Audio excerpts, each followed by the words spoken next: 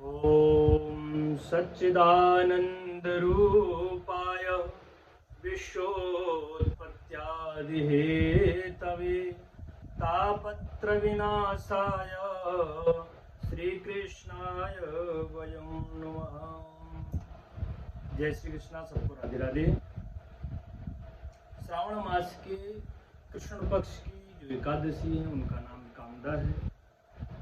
एक बार धर्मराज युधिष्ठिर ने अपने द्वारकाधीश गोविंद से नम्र निवेदन किया कि नाथ कृपा करके मुझे श्रावण मास के कृष्ण पक्ष की जो एकादशी होती है उनके विषय में मुझे बताएं।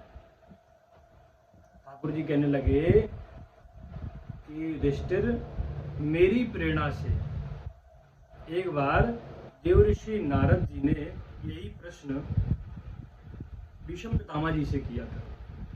उन्होंने जो उनको बताया है वही मैं आपको बता रहा हूं। नारद जी ने पूछा कि पितामह, श्रावण मास के कृष्ण पक्ष की जो एकादशी होती है उसमें किसका पूजन होता है, क्या महत्व है उनका, और व्रत करने से कौन से पुण्य की प्राप्ति होती है, कृपया करके मुझे बताएं। पितामह ने कहा, नारद, जो श्रावण मास के कृष्ण पक्ष में जो एकादशी आती है उनका नाम कामदा है। सभी कामनाओं की पूर्ति करने के लिए बहुत सरल और सूक्ष्म उपाय है। आपकी लंबी लंबी कामनाएं चली आ रही हैं और पूर्ण नहीं हो रहे हैं वो काम, कामदा एकादशी का व्रत कर लो, पूर्ण हो जाएंगे। दूसरी बात, कामना एक खत्म होती दूसरी उत्पन्न हो जाती है, तो कामना ऐसी रखो कि अगर वो पूर्ण हो जाए तो दूसरी की जरूरत न पड़े। इस दिन भगवान नारायण का पूजन होता है, विष्णु भगवान का पूजन होता है।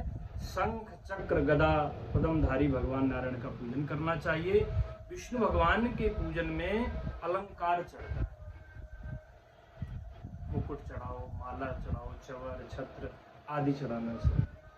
अलंकार प्रियो विष्णु, जलधारा प्रियो शंकर। जैसे श्रावण मास चल रहा है तो भगवान को एक लोटा जल चढ़ाना चाहिए। भोले बाबा को जल प्रिय, लेकिन हमारे नारायण को अलंकार प्रिय, सजाना संवरना प्रिय है। उनको चंदन लगाओ, टीका लगाओ, अच्छे अच्छे वस्त्र पहनाओ, फूल माला पहनाओ, रत्नों की माला पहनाओ, मुकुट मणि आदि पहनाओ।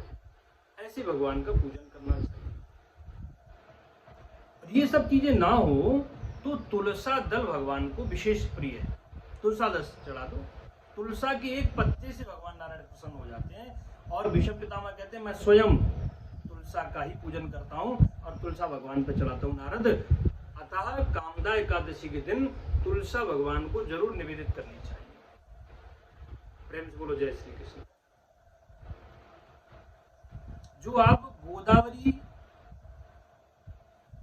गंगा, सरयू आदि आदि महानदियों में स्नान करने से जो पुण्य प्राप्त करते हैं, सिंह राशि में बृहस्पति आने पर जो व्यक्ति दूर दराज जाकर के तीर्थों का स्नान करते हैं गोदावरी आदि नदियों में, उस पुण्य की जो प्राप्ति होती है वही पुण्य कामदा एकादशी का व्रत करने से लोग घर में बैठ करके प्राप्त कर सकते। ये पितामह जी का वाक्य है। ग्रहण काल में कुरुक्षेत्र में जाकर के, सूर्य ग्रहण पड़ा है, आप कुरुक्षेत्र जाओ, वहां स्नान करो सूर्य कुंड में और स्वर्ण का दान करो। चंद्र ग्रहण में गंगा जी पे जाकर के जो लोग स्नान करके सोने का दान करते हैं, वही पुण्य कामदा एकादशी का व्रत करने से प्राप्त हो जाता है। पितामह कहते हैं कि बड़े बड़े यज्ञ अनुष्ठान करने से जो हम पुण्य अर्जित करते हैं वही पुण्य कामदा एकादशी का व्रत करने से आप प्राप्त कर सकते हैं। गौ दान करने से, स्वर्ण दान करने से जिन पुण्यों की प्राप्ति होती है वही एकादशी का व्रत करने से प्राप्त हो जाता है। कामदा एकादशी के व्रत में विशेषतः दीपदान करना चाहिए। दीपदान तुलसा के समीप में करना चाहिए। अगले दिन पारायण करें।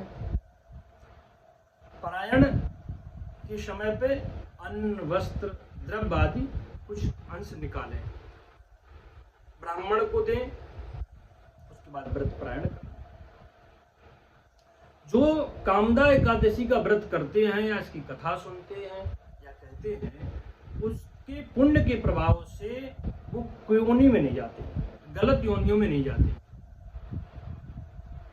उत्तम योनि को प्राप्त होते हैं और ये शरीर पूरा होने के बाद स्वर्ग लोक की प्राप्ति होती है।